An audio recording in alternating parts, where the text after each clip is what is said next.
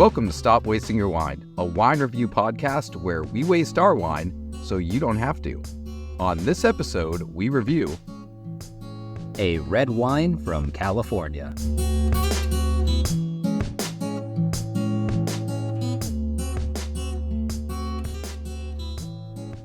Hey everyone, welcome back. We are so excited to be here with you again, and I am personally just always so excited to be with two of the most wonderful people I know. Colin and Joel, how the heck are you? Wonderful. Doing wonderful today. Yeah, doing great. Real quick, we've been through 10 full episodes now, and what would you guys say is your favorite wine of our first 10 episodes? This is a really tough episode, question to ask, right after we just had grocery store wines. I'm still traumatized from last episode. Yeah. I was going to say, I can name my least favorite very quickly. My favorite? That's fair. I just keep going back to some of our first ones. I really liked our Olema Rosé from earlier this season. I've grabbed that a few times since then, when I've needed to grab a rosé. It was good. That was a good one.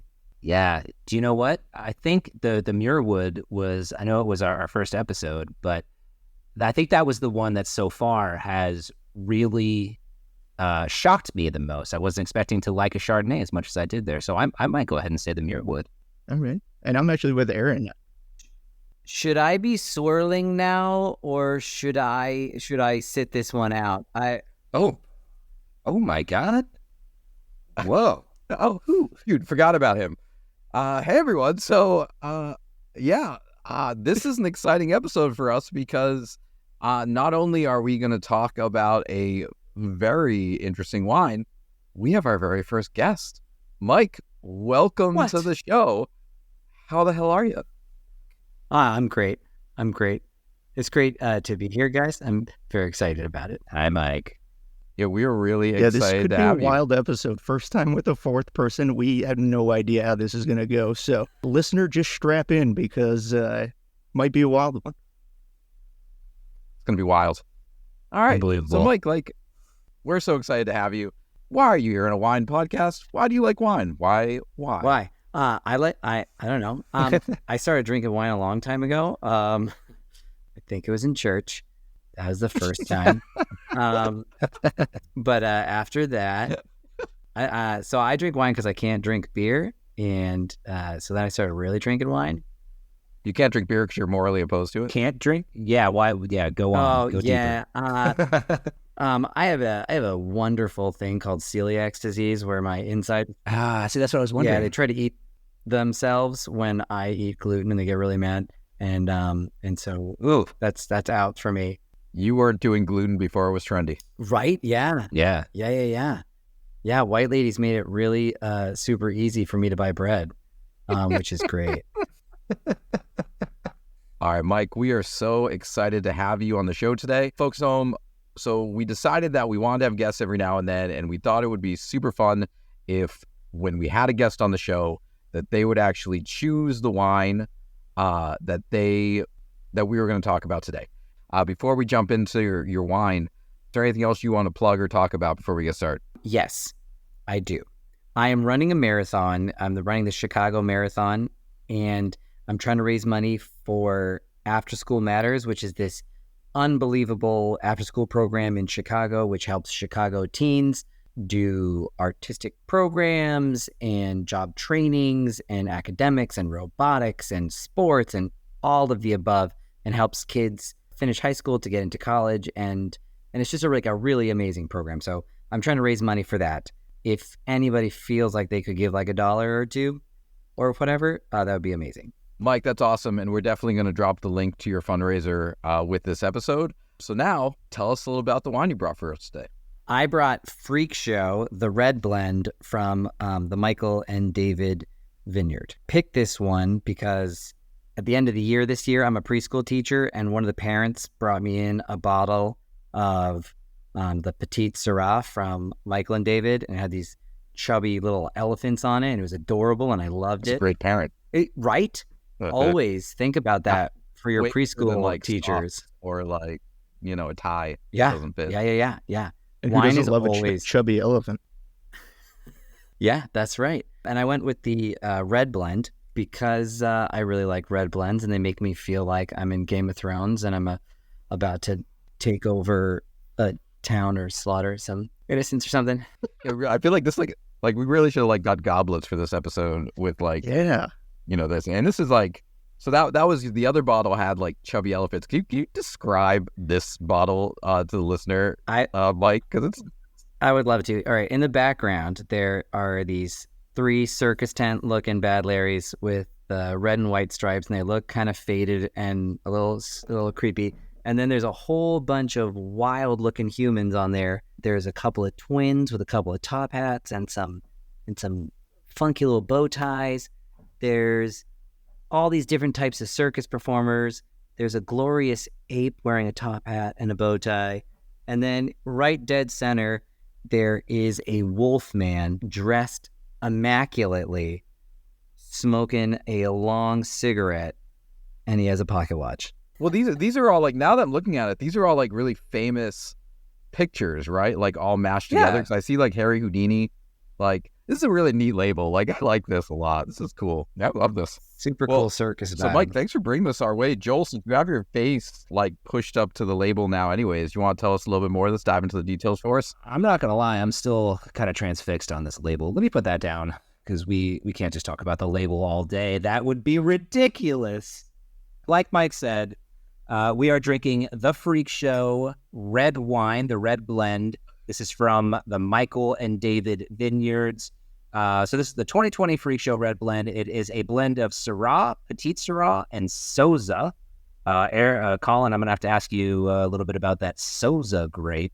Please don't, because I don't know anything about it. Okay, good. We'll have the research department take a look. This is from Lodi, California. This has an ABV of 15%, and we pick, 15%. It's a hitter. That is the highest one we've done so far. You're welcome. It's up there. And thank you, Mike. Thanks, Mike. And we picked this up from Total Wine for about $23. Nice. Not a bad price point. I got mine at the New Hampshire State Liquor Store. So just No. Fantastic. Same price-ish? yes. What did we drop on Yeah, this yeah. one, I think it was $19.99. Yep. Very my nice. God. Yep. Excellent. So you heard it here first, folks. Go buy your alcohol from New Hampshire, the government. All right. Awesome. Well, I am excited to dive into this wine. But before we do, like always, we have to learn a little something. This is the only thing you will learn. This is actually the perfect bottle of wine to kick off this new next couple of weeks of learning, because everybody's so excited about this wine label, and over the next couple of weeks, we're actually going to be talking about wine labels. So, like, yeah, it's an incredible pick. Incredible pick. Yes. Nice job, Mike. You're a natural. Yeah, Crushed. Well done. absolutely. And I didn't select wine labels to talk about because of the label. It literally just worked out that way. So, good stuff. I don't believe you. No, I really didn't. I wanted to talk about this because this is important stuff. So, but I want to talk about wine labels because there's a lot of information on the front of a wine label, and it's not always as straightforward as you might think. But to kick the series off, I just want to talk about the difference between old world wine labels and new world wine labels. And guys, correct me if I'm wrong, but I don't think we've ever even really defined the terms new world and old world. Have we talked about that? Not that I recall, and if we did, I think it'd be good to go back and refresh ourselves, Colin. Feels very biblical to me. Not as much as you might think. But Joel, you want to actually take a stab? I feel like you would know this one.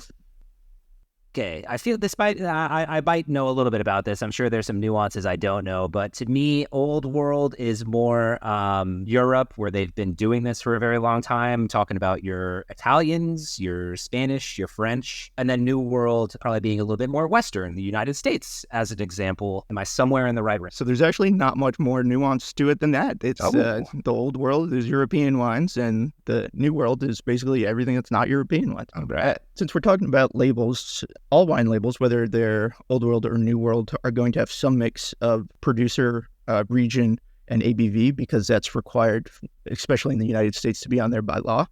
So you're going to see those three things. But in the New World, labels typically list the grape variety and they focus more on brand. So this bottle is a great example of something you'd almost never see coming out of Europe. Something eye-catching. Over in Europe, it's usually just the name of the producer. It's all just script. There's not a lot to it. Like an angel face, right? I feel like a lot of like. Yeah, exactly. Or I feel like it's just like the light outline of like the mansion that the family has lived on since the 1500s. Right. You're not getting a freak show, though. I feel like this label does not really tell us very much. I would agree. It doesn't. No. Yeah. And it's because, too, it's a blend. And a lot of time, blends don't have the grapes on the front. But it will either say some kind of blend, or especially in America, it won't necessarily say that in the old world. And that's because over there, what they typically focus in on is more so the producer. Like you said, maybe they might have the chateau on the bottle. The producer's name is big, bold up front. And then the region or the place that it's from, even down to the vineyard sometimes. And they almost never put the grape on there. So if you don't know what grapes are produced in a specific region, you may not have any idea what grape is in that bottle. So if you don't know red Burgundy is Pinot Noir, then you're out of luck. You're just drinking red Burgundy. So what's the reasoning for that? Is it because like there's just more prestige around like these older, so it's more about the place and the location than the type of wine itself? It's like I've actually, you know what I mean? As opposed to like New World, quote unquote, is like these places that are trying to establish themselves. So they might have like a hookier bottle or like something that's, I'm realizing hookier is a very teachery term, meaning like catchy, and out of context might be very problematic. So I'm sorry about What's that. a hook gonna be? Yeah, exactly. Yeah. The hook. It's the hook. Anyways, I'm sorry. Is that right? No, that's a really good point. And I wasn't going to bring this up, but since you asked a really good question, it comes from tradition, really, and a tradition based in the French term terroir, which is basically, there's no direct English translation, but it's basically the environment in which the grapes grow. So that's the soil, that's the weather, that's Slope. where the slope. Thank you, Joel. So that's why they're more into the region and the place, because they believe in this idea of terroir. There's so much smart happening right now. I'm like in awe. Like I'm like tingly. That was very good. Yeah. And that's going to be another episode too, because I think that's worth a deep dive, because it's a pretty interesting topic to talk about. So what I want to do over the next couple of weeks is put together a little list for the listeners, because European wine is such a confusing topic. I want to put together a list of regions and the grapes that are grown in those regions. So the next time you're shopping for some European wine, you can kind of pull that up as a quick reference and know what you're drinking. So look out for that in the next couple of weeks. Idea. That's cool. So Colin, we just went through a couple different tangents like that. That was very interesting. And we're like talking about lots of different things. For today, if you want the listener to walk away with like two big ideas about a wine label today, what are those two big ideas? Yeah, so I think it's really just what to expect when you're searching for Old World wine and New World wine. You're going to see the grape in the New World. It's going to be more brand focused. And then in the Old World, it's going to be more place and producer focused. And you're going to have to, there's a little bit of assumed knowledge of the chateau, of the region that the producers expect you to have, which is insane because there are hundreds, thousands of wine producers. So who's going to know, all It's that very stuff. European mindset. You should just know. Very European, but just something to be aware of as you're searching. So if I'm for like wine. walking through my my wine store, I can look and be like, oh, well, this is obviously a New World wine because it has some sweet, cool picture on it, and this is most likely an Old World wine because it has script and stuff. Yeah, I think in general that's a good rule. And then also look for the grapes, or if it says red blend, that's a dead giveaway that it's going to be New World, because again, the Old World producers almost never put the grapes on the front of the bottle. Now they might put the mix on the back of the bottle or the blend on the back, but you almost never see the grapes on the front of the bottle. Fantastic. All right. Awesome. I am more excited now to learn about the labels over the next few episodes than I was when you initially told me we're going to learn about labels, because I was like, okay, that doesn't sound like more than one episode, but now I am very bought in. So thank you, sir. And now that I am Good, bought into good. the I'm label glad- of this wine, let's buy into the wine itself.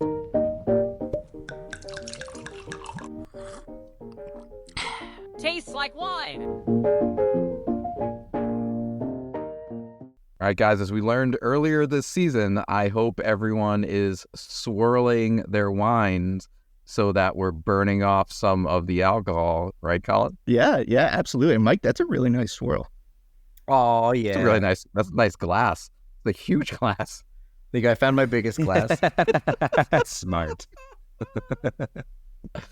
Awesome. All right, Mike, since you are our first guest, why don't you start off with letting us know, like, what do you smell? What do you got there? So I'm getting some jammy smells, some definite fruits in here. Let's say like raspberry or And just remember, you can't be wrong. This is all subjective, so you can literally just say whatever you want, and nobody else can say that. no, you're wrong totally, because totally. Never been wrong. I sniffed it and I was gonna say it smells like raspberries. It definitely smells jammy. Mhm.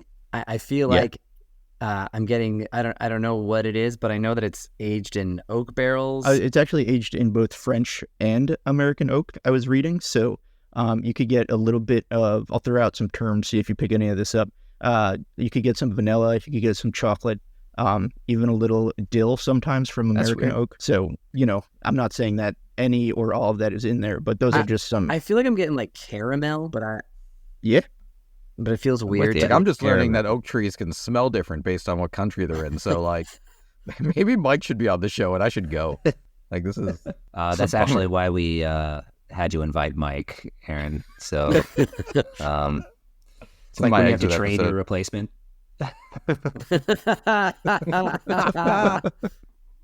Ah, shoot. So Colin just covered like pretty much every flavor on the planet. But you got anything else in there, Joel? Yeah, no, I'm super with you too on the raspberry. First thing I got you was a little blackberry, but I think your calls were awesome. And then when you mentioned the oak too, that makes a lot of sense because when I first got a whiff of this one too, I almost felt like I was sniffing a little bit of bourbon, not quite as strong, but a little bit honestly of that burn. Like we know this is a 15%er, so I'm not totally shocked that I got a little bit of that, and then also I think picking up on that vanilla. Yeah, there's as definitely well. some. It's an array of smells going on here. This is not like a light smelling wine, and I definitely also picked up on like it's not like I forget which wine we opened, but the alcohol was like pretty harsh. Like as soon as I think it was, The Tinsley. the Tinsley was like pretty big on the nose, and Right. also I think the layer cake, my beloved layer cake was it was like a pretty big hit to the face. So surprising for like a 15% alcohol. It's actually ways than one. it's not as strong as some of the other ones that we've had that've had lesser alcohol ABV. Yeah. Colin, anything else to toss in there? No, I would totally agree with that. And I would add, I get a little bit of strawberry too, another red fruit, and then maybe a little bit of plum in there. But just a little bit, like definitely red fruit forward for sure, but a little bit of that plum, definitely Joel, a little bit of that blackberry, and all of the oak influence that Mike and Joel brought up are absolutely great calls on this. And it is shockingly, for 15%, it's not as aggressive to smell, which is really nice. Yeah, I thought it was going to be a little burny on the nose. You say it was getting a little burny. Well, I know I thought I was going to, and it. Yeah, me too. At Yeah. 15%. It's just enough to let you know you're in for something, but not enough to turn you away. Isn't that always the best situation? That was So with that being that was said, beautiful. let's go ahead and sip this thing and see if the flavor is as balanced as the smell. Joel, why don't you kick us off this time? Yeah, I was pleasantly surprised. I think there's a good balance here. It's definitely bold, which I think you, like everybody was saying, there's a lot, right? When you first stick your nose in there, you can tell. So definitely bold, but also first when we were talking about all the fruit and like Mike, you said jammy up front. I was a little worried it was going to be kind of weirdly sweet and unbalanced sweet, but there's a pretty good amount of acid in here that I'm getting. So it's kind of cutting through some of that, and I think getting toward, like you were saying, Aaron, some balance in here.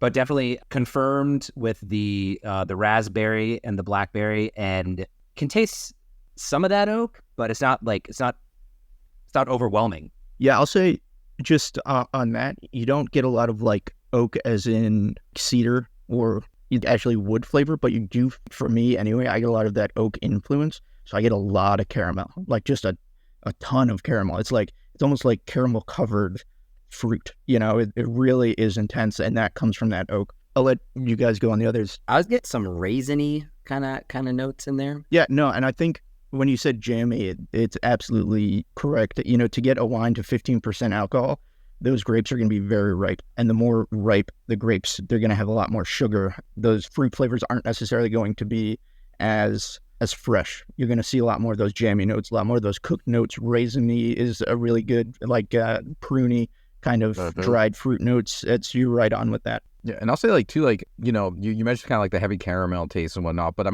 the balance of this wine to me is really good. Like, we've had some high alcohol wines where it's almost felt like they're using some of the flavors to kind of try to cover it, and that's not what I'm getting. This feels like a very intentional taste, and like some of the other aspects, like the tannin, like that grippiness feeling on the gums, is like there and noticeable, but not too much, and there's a little bit of an aftertaste, but not so much that it's like gonna mess up my palate. I don't know, I'm pretty happy with the balance of this wine. I was terrified when we saw it was 15%. I was like, we didn't sign on for that, but it's like a really really well balanced wine in my expert opinion. So please don't disagree with me, Colin. I had never heard of or what tannins did or how they felt until I started listening to your podcast, and definitely drinking this wine, I'm like, ooh, yeah. I feel that in my mouth. Yeah, a little grippy there, huh? Yeah. You got on your gums, on the tongue a little bit. It's there. Yeah. So I would agree. This is an incredibly well balanced wine for how bold it is. You get a lot of stuff, but it's all really well balanced and well put together.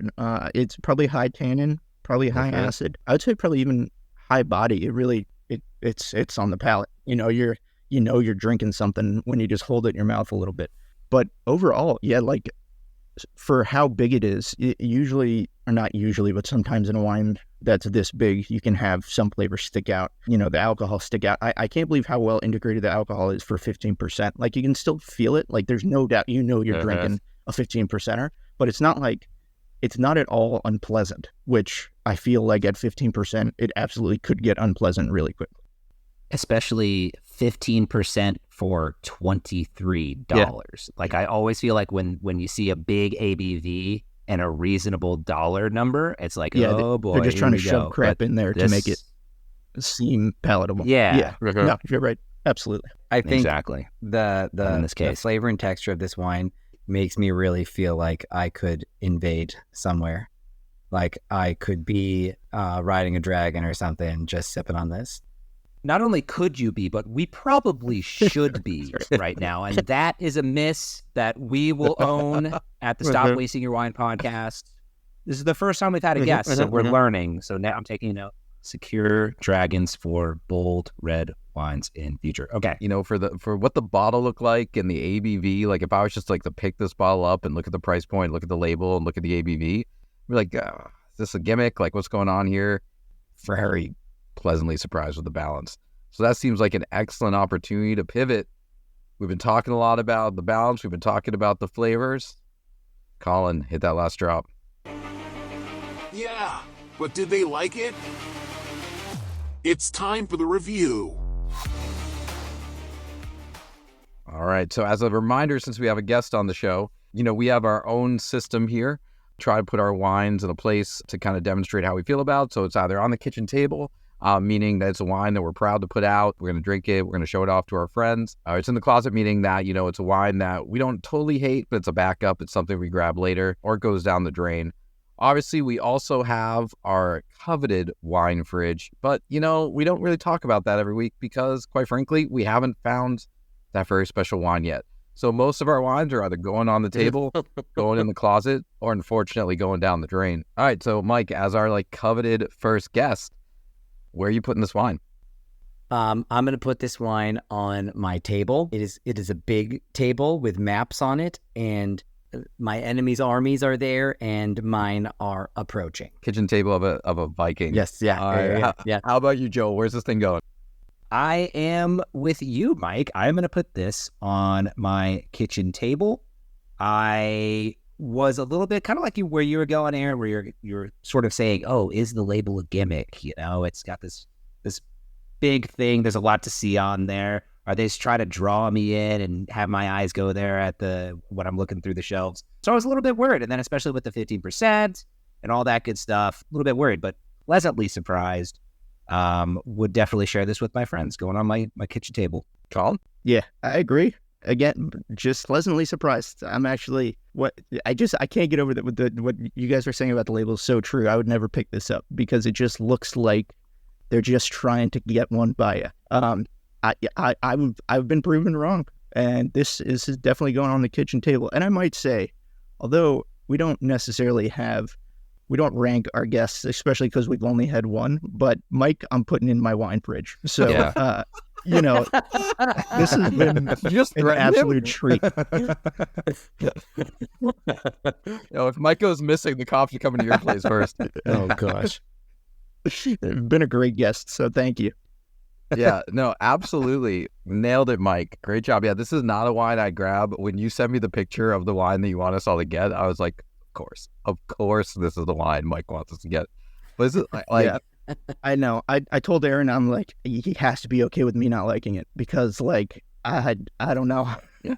I told him ahead of time, I said, pick a wine that, none of us have had, that you've never had. So just in case, so we can be honest, we're not going to pitch our opinion just because a guest is on the show. So we told Mike ahead of time, we were going to be brutally honest. And this is, I can honestly say, like, I really enjoy this wine. I actually really enjoy putting this on my kitchen table because the bottle is so insane, because it's like 15% alcohol. And I can say, like, this is actually a solid wine. I'm really excited to share this with people. So on my kitchen table, obviously, since it's all on our kitchen tables, this is not a waste of your wine.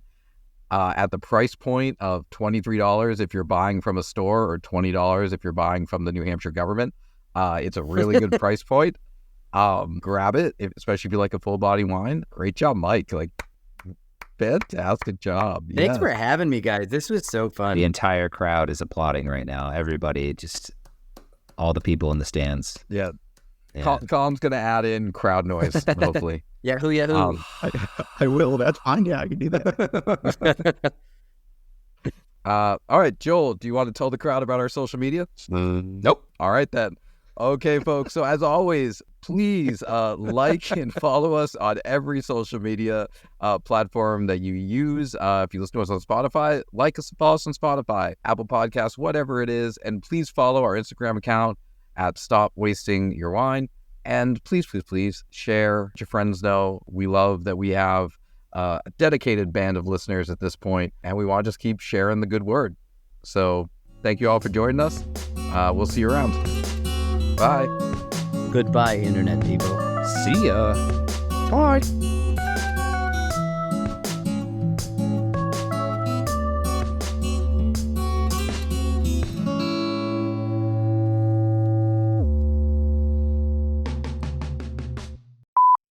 Okay, wait. I just have one question. Where is your favorite place to drink a glass of wine? And I don't mean like a certain establishment necessarily, but like, do you have a place in your home or out and about or wherever? Ooh, that's a good question. That is a good question. I mean, What Do you want me to start? Like, what's yours? I could tell you mine if that would help. Yeah. All right. So I like to leave my house where everyone is always running around and throw the ball for my dog and have a glass of wine while I sit in my yard and just chuck the ball and he runs for ever. That's what I like. Sounds lovely. It really is. Sounds just like a really, really relaxing way to end the day. You just join a glass of wine, throw the ball. I was just there. Just think about it. I was just there for a second. Flowers, I feel very there's relaxed. bees buzzing. Yeah, come on. Yeah. Right. I love that. I'll tell you, I love having this is going to sound so lame. Like, of course, a lot of people do this, but I love having a good bottle of wine at dinner. And I'll tell you why. Like, to me, when you have a good bottle of wine at dinner, you're sort of like setting the precedent that this is going to be a nice, relaxed dinner. And it almost like paces your service a little bit, and how fast you drink will kind of set the stage a little bit. And then just getting that opportunity to kind of, connect with the folks I'm at the table with and converse over a bottle of wine is I think a really magical thing if you got the right bottle of wine and the right people around you. It is really Oh, nice. that's good. I love that. Right? Yeah. I love this question, Mike. Yeah, it's a great question. Yeah. It's a great question. For me, like I go more to like, I think about weather. I know I keep talking about weather on this show. I know what's wrong with me.